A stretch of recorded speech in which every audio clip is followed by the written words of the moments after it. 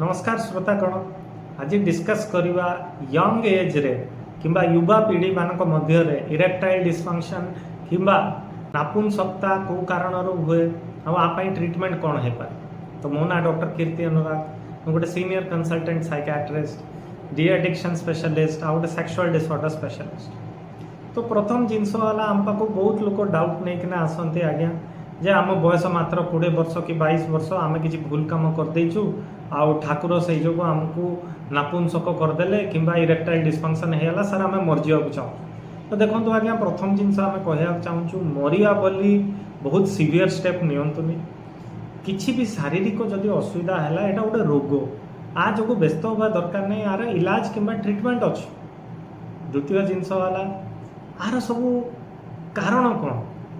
तो प्रथम कारण है सबुठ कॉमनली पाया जाए सेटा है साइकोलॉजिकल कारण जो थे कि व्यक्ति विशेष जो प्रथम थर सेक्स करता कि नुआ नुआ 18 वर्ष पर सेक्स करिया स्टार्ट करती बहुत परफॉर्मेंस प्रेशर रे था कि गर्लफ्रेंड कौन भावियो सांग माने कौन कहे से सब कहानी शुणी था सांग मान कि एमती होगा सेमती होगा पॉर्न वीडियोस देखी था जो थे कि बहुत इलॉजिकल जिनस देखा जाए जे एमती सेक्स हुए बोली। तो से सब एक्सपेक्टेशंस धरिकी जाती जोटा कि रियलिटी संगे तार किसी लेना देना न था। तो से जो बहुत डरिकिना था सब भय करती पार्टनर छाड़िकिना पलैब जदि ठीक भाव में सेक्स न है। तो यही सब जो परफॉर्मेंस एंजाइटी जो प्राय समय लिंगर इरेक्शन आसीपे।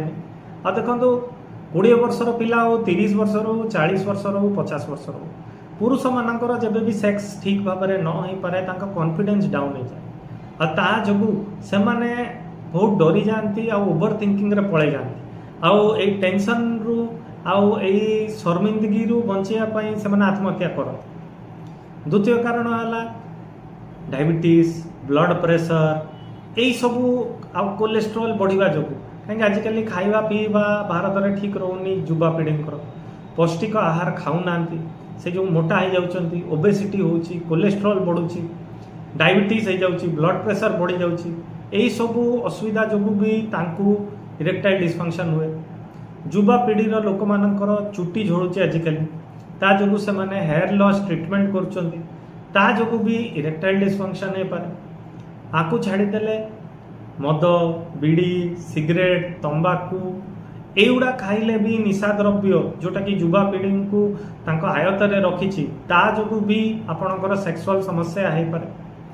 आ परे परे आसे आपणको एक्टिविटी ऑफ डेली लिविंग खाइबा सोइबा फिटनेस एगुड़ा भी बहुत खराब अच्छी राति राति सोना मूवी नेटफ्लिक्स मूवी सीरीज देखुं पौष्टिक आहार खाऊना पिज्जा बर्गर खाली खाऊं घरर परिबा पत्र फ्रुट्स ये सब खाइबार नाही आउ फिटनेस बोली तो किसी ना ओला कि उबर रे पलाउंट साइकिल चलेवा आउटडोर गेम्स खेलिया ना प्रायतः इंडोर गेम्स खेलिकिना समय व्यतीत तो कर सब कारण जो युवा पीढ़ी को इरेक्टाइल डिस्फंक्शन होबार संभावना बढ़ी बढ़ी जाउछि।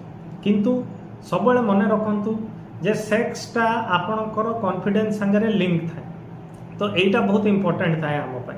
तो जदि आपण माने यही सब छुटकारा पाइबा चाहूँगी तो प्लीज आउ प्लीज यही सब कारण गुड़ा को आसेसमेंट करातु गोटे legitimate genuine MBBS MD doctor ना ऑनलाइन आम संगे संपर्क करूँ ताले आम आर निवारण आउ डायग्नोसिस करी सठिक एडवाइस आउ ट्रीटमेंट आपन को दे पारिबु ताकि आपन ठीक भाव में जल्दी ठीक हो पारे।